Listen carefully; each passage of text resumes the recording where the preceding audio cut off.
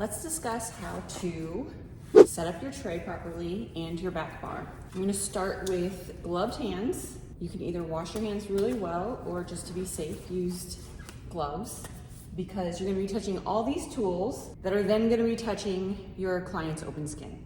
So I'm gonna start with a dental bib on my tray and on my back bar.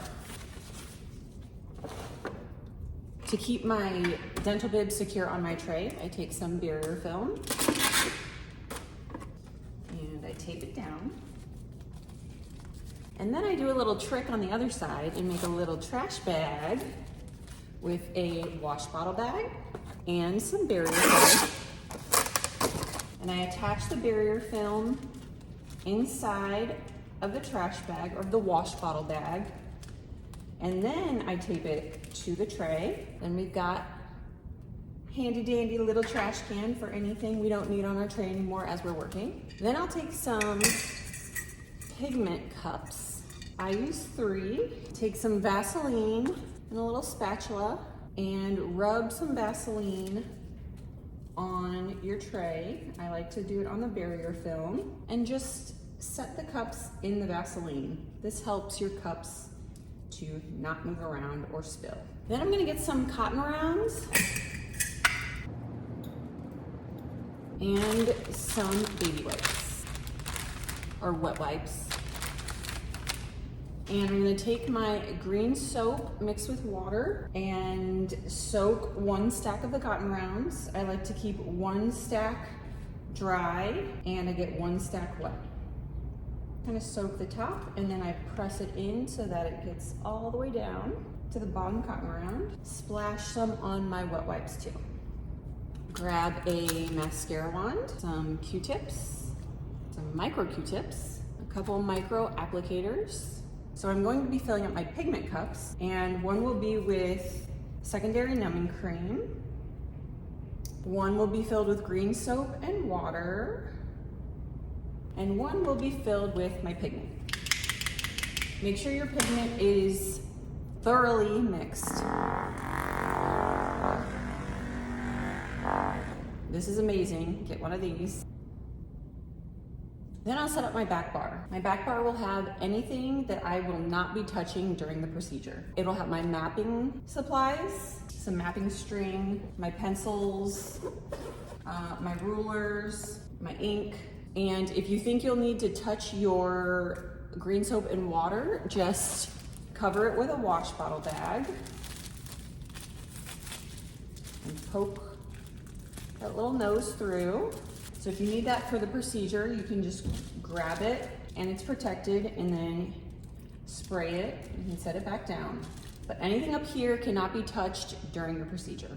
Let me show you why. So for demonstrating purposes, this pigment, it's the closest to red that I have, is going to represent blood or body fluids from your client. As you're working on your client, the blood and bodily fluids will be getting on everything. Not only everything, all over your tray, but on your hands, okay? The goal is to only be touching your tray and your client, nothing else in the studio, because what happens when you have bloodborne pathogens and body fluids, and then you go and grab your pencil? This Chinese marker, mapping string box, pigment cup, none of those can be properly sanitized. They are all porous surfaces. So if you want to touch anything on this back bar, aside from this, which is wrapped, you'll be throwing this away, you need to take off your gloves, get new gloves, and touch those. What's on your tray should only be disposable and your machine that's wrapped. So I've put new gloves on, but I wanted to show you, if I had touched my tray and my client, and I go and touch this pigment bottle, and this bottle cannot be properly sanitized. Then I go put this bottle back into its little cubby with all its friends, and the next artist, or I go and pick up this bottle again, what do I then get on my hands? I get that client's bodily fluids and bloodborne pathogens, and then I could transfer that to the next client. You'll also want to protect your table with this lovely pee pad that you will have your client lay their head on. Now for cleanup. you need to get a new set of gloves on. If you have your soaked hands from your client with their bodily fluids on them, and then you go and grab your bottle to spray or grab anything, then you are getting that on the bottle. So you need clean gloves for cleanup. People do this all different ways, but this is how I do it. I soak some paper towels with my clean gloves and some barbicide and water. Okay, so the first thing I touch on my tray is my needle and machine, because I need to put my needle into the sharps container. Now, my machine was fully wrapped, but I still need to clean it just in case. So what I do is I unwrap it and set it into those paper towels and immediately clean that off. Set that aside. Now again, my hands have touched the needle and the machine that could have bloodborne pathogens on them. So I'm only touching things on the tray. I cannot touch anything else still.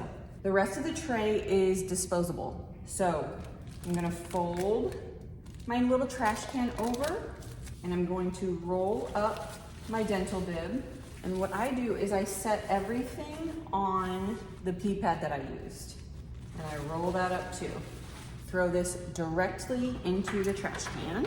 And you should have a trash can that has a foot pedal that opens it up so you don't have to touch the trash can with those bodily fluids. Now I take that same paper towel and barbicide and I wipe off the tray. You'll learn a lot of this in your bloodborne pathogens course. And now my hands and this paper towel do have some bloodborne pathogens and bodily fluids on them. So to wipe everything again for a second time, I'm gonna re-glove and respray some paper towels. So I have new gloves on and I'm gonna spray some paper towels again. Spray my tray and my machine and the table. And wipe everything down.